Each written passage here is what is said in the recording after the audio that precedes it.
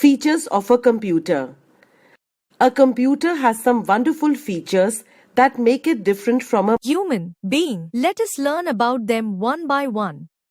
A computer can do lot of things in a better manner than human. Accuracy and speed.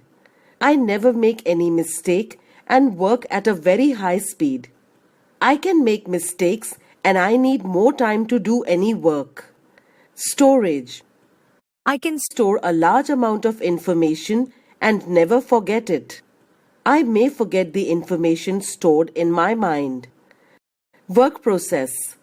I never get tired and can work for long hours.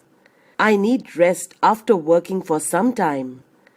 There are few things that a computer cannot do, but human can. Feelings. I have feelings. If my friend pinch me softly, I feel it. I do not have any feelings. If you pinch me, I will not react. Instruction. I can work without any instruction. I work on your instructions. Decision. I can take my own decisions. I cannot take my own decisions.